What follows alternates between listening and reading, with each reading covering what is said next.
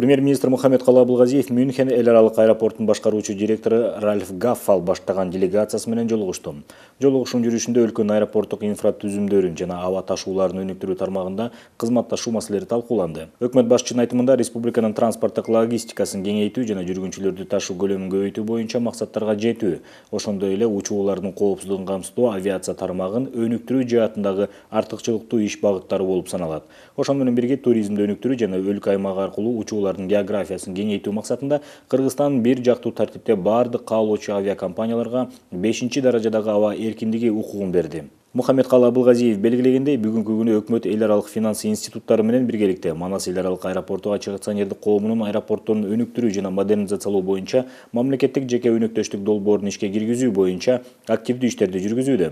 Башкаруучу директор Ральф Гаффал баса көрсөткөндөй, Мюнхен эл аралык аэропорту Манас аэропортунун инфратүзүмүн өнүктүрүү боюнча долбоорду биргелешип ишке ашырууга, аны менен катар Кыргызстандын эл аралык мейкиндиктеги оң имиджин илгерилетүүгө кызыктар. Премьер-министр Мухаммед-Калый Абылгазиев Кытайдан келген инвесторлор менен жолугушту. Өкмөт башчы делегация менен саламдашып белгилегендей, Кытай эл республикасынын төрагасы Си Цзиньпиндин Кыргызстанга мамлекеттик сапары, тараптар ортосунда жетишилген макулдашуулар ар тараптуу стратегиялык өнөктөштүк мамилелерди тереңдетип, аларга күчтүү өбөлгө берет.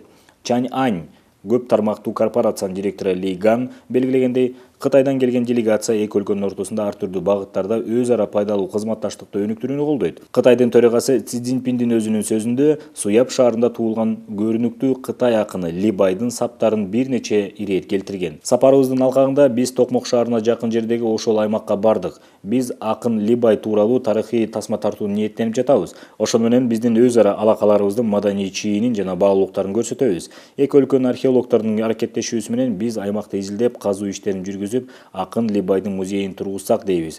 Мындан тышкары биз ата мекендик кино режиссерлору менен жолугушуп, тасманын сценарийин жазуу боюнча сунуштарды талкууладык. Тасма бул жакта жана Кытайда тартылат, деди ал. Делегация мүчөлөрү билдиришкендей, сапардын алкагында Кытай чайын өндүрүү, ликер арак продукцияларын чыгаруу, Кытайга айыл чарба продукцияларын экспорттоо боюнча макулдашылып, ошондой эле транс чек аралык дүң сооданын электрондук базасын өнүктүрүү келечеги талкууланды. Мындан тышкары биз өлкөнүн туристтик потенциалына көңүл буруп жатабыз.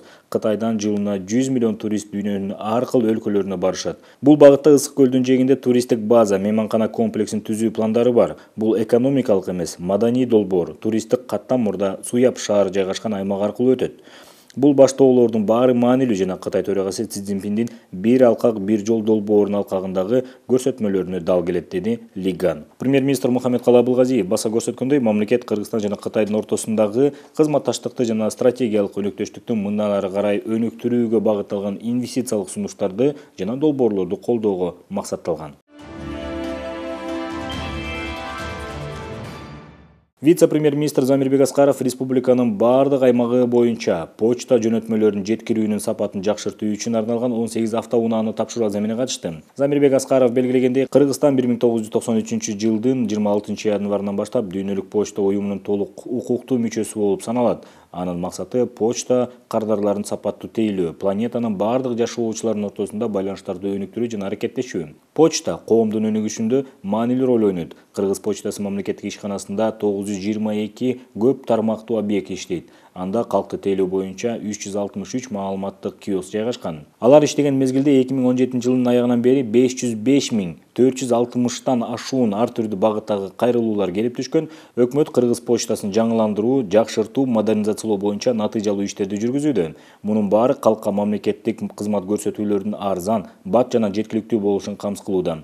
Санариптешүүнүн алкагында 363 маалыматтык киосктун ачылышы калкты тейлөө иштерин кыйла жакшыртты, деди Замирбек Аскаров. Мындан тышкары коопсуз шаар долбоорун ишке ашыруунун алкагында почта байланышынын маанилүү ролун баса белгилей кетүү зарыл, деди. Жыйынтыгында вице-премьер-министр Замирбек Аскаров баса белгилегендей, өкмөт тараптан Кыргыз почтасы ишканасына мындан ары карай да көмөк көрсөтүлө берет.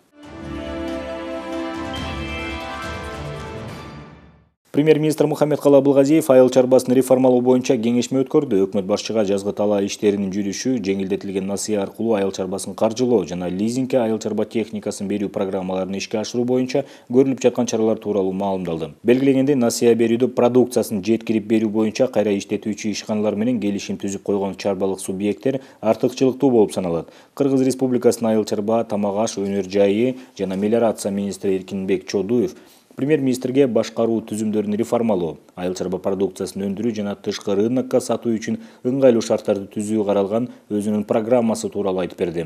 Анын айтымында тамак аш жана кайра иштетүү өнөр жайын өнүктүрүү, кыргыз айыл чарба продукциясын илгерилетүү жана жакынкы, алыскы чет өлкөлөргө экспорттоо, ошондой эле агрардык өнөр жай комплексин санариптештирүү боюнча чараларды ишке ашыруу иштерин артыкчылыгы болуп саналат. Премьер-министр Мухаммедкалый Абылгазиев баса белгилегендей, элеттин эмгекчилеринин министрликтин дарегине айткан сын пикири жөндүү. Ведомствонун жаңы жетекчилигинин алдында тармакты өнүктүрүү, заманбап агрардык технологияларды киргизүү, сугат жерлеринин түшүмдүүлүгүн жогорулатуу жана айыл чарбасы үчүн зарыл шарттарды түзүү, дыйкандарды колдоо маанилүү милдеттери турат. Калктын 70% айыл жеринде жашайт дейбиз. Демек, айыл чарбасын реформалоо жана агрардык өнөр жай комплексин өнүктүрүү жарандарыбыздын көп бөлүгүнүн жашоосуна түздөн түз таасирин тийгизет. Бирок көп жылдар бою айылдагы элибиз өзү менен өзү болуп, талыкпаган эмгеги менен гана бардык кыйынчылыктардан өтүп келди. Бүгүнкү күнү өкмөт таасирдүү чараларды ишке ашырууга максатталган жана бул үчүн маанилүү жыйынтыктарга жетишип, Евразия экономикалык биримдигинин өлкөлөрүнө айыл чарба продукцияларын экспорттоо маселеси принципиалдуу түрдө чечилди. Тагыраагы биздин айыл чарба товарларыбыз үчүн бардык чек аралар ачылды. Насыяга бөлүнгөн каражаттардын көлөмүн көбөйтүү жана натыйжалуу пайдалануу камсыздоо чаралары көрүлүүдө. Муну менен катар биз финансы мекемелеринин алдында конкреттүү милдеттер койдук. Алар айыл чарбасын өнүктүрүү шарттарын түзүп жана берилген насыяларды пайдалануу дыкат талдоо жүргүзүүгө бардык күчүн жумшоого тийиш, деди Мухаммедкалый Абылгазиев. Экономикадагы, элибиздин турмушундагы эң чоң мааниси бар айыл чарба. Себеби дегенде биз айтып атабыз, 70%га чейинки элибиз ушу айыл менен байланышкан, жер менен байланышкан. Айыл чарбасы менен, айыл чарба өндүрүшү менен бул тармак эми абдан чоң реформаларды талап кылат. Элибизге бир таасирин тийгизе турган, элибиздин жашоосуна, экономикабызга таасирин тийгизе турган кадамдарды жасашыбыз керек. Өсүмдүктөрдү экологиялык жактан таза, мал чарба өсүмдүктөрүн да ошо экологиялык жактан таза азык түлүк дам менен ушул менен камсыз болгон, ошону сатканга тез арада мындай сунуштарды берип, чечимдерди кабыл алып, абдан чоң кадамдар жасашыбыз керек. Премьер-министр Мухаммедкалый Абылгазиев санитардык, фитосанитардык жана ветеринардык көзөмөл чаралары маселеси боюнча кеңешме өткөрдү. Жолугушуунун жүрүшүндө өкмөт башчы баса белгилегендей, жүргүзүлгөн масштабтуу иштердин натыйжасында Кыргыз Республикасынын ветеринардык тутуму Евразия экономикалык биримдигинин талаптарына эквиваленттүү деп таанылгандыктан, ветеринардык көзөмөлдү жакшыртуу маселеси маанилүү жана актуалдуу болуп саналат.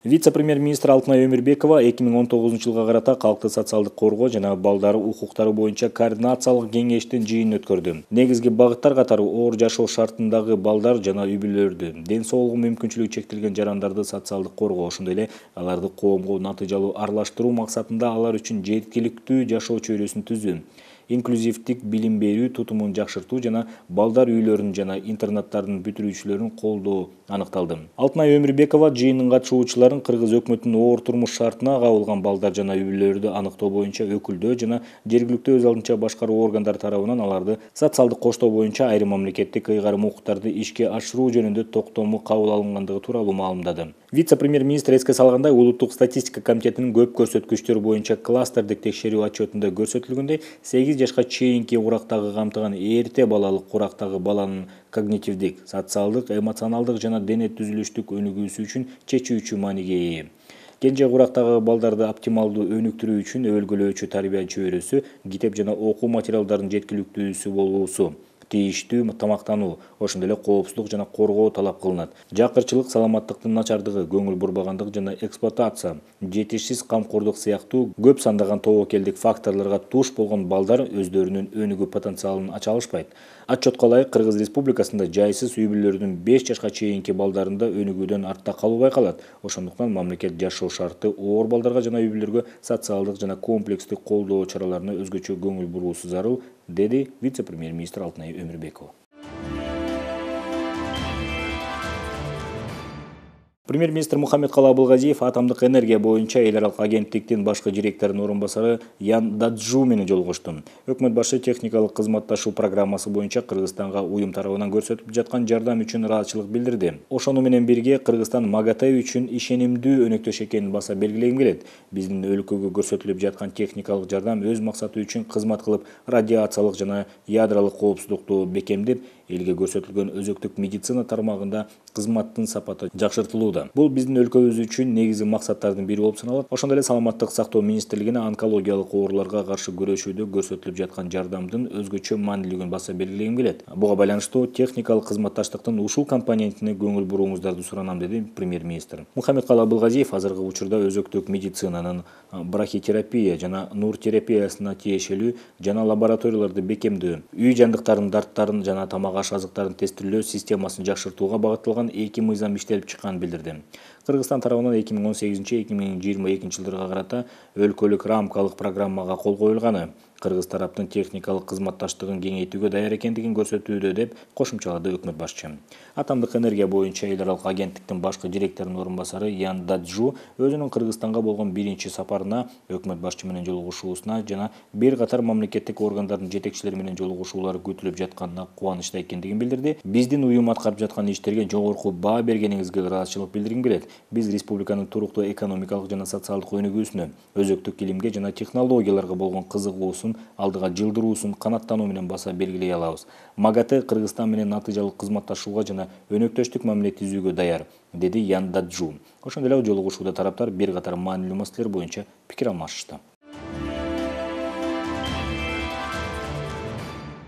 Вице-премьер-министр Замирбек Аскаров Кыргыз өкмөтүнүн Ысык көл, Жалал Абад, Нарын, Талас, Ош, Баткен областарындагы ыйгар мукты өкүлдөрү жана Ош шаарынын жетекчилиги менен онлайн режимде селектордук кеңешмелерди өткөрдү. Жумушчу кеңешмелеринин алкагында өкмөттүн областардагы ыйгар мукты өкүлдөрү Кыргызстандын президенти Сооронбай Жээнбековдун 2019 жылы аймактарды өнүктүрүү жана өлкөнү санариптештирүү жылы деп жарыялоо жөнүндө жарлыгын ишке ашыруу боюнча аткарылып жаткан иштер жана аймактарды өнүктүрүү маселелери тууралуу маалымдашты. Ошону менен бирге үстүбүздөгү жылдын бюджетинин киреше бөлүгүн толтурууну, калктын социалдык маселелерин чечүүнү талдоого негизги басым жасалды. Вице-премьер-министр Замирбек Аскаров белгилегендей, калктын социалдык маселелерин чечүү үчүн биринчи кезекте аймактарды туруктуу өнүктүрүп, жаңы ишканаларды ачып, жаңы жумуш орундарын түзүү керек. Ал жергиликтүү бийликтен аймактарды социалдык экономикалык өнүктүрүүгө багытталган чаралар комплексин толук көлөмдө ишке ашырууну талап кылды.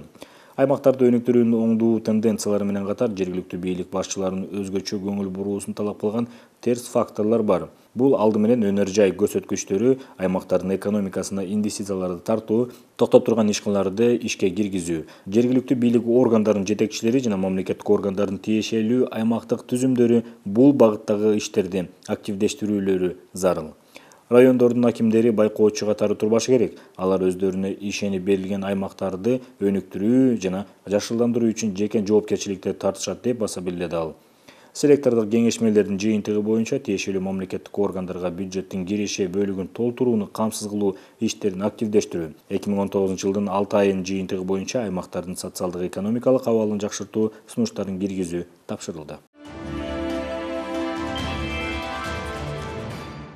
Премьер-министр Мухаммедкалый Абылгазиев мамлекеттик ишканалардын жана мамлекеттик үлүшү бар акционердик коомдордун ишинин 2018 жылга жана үстүбүздөгү жылдын 5 айына карата жыйынтыгы каралган кеңешме өткөрдү.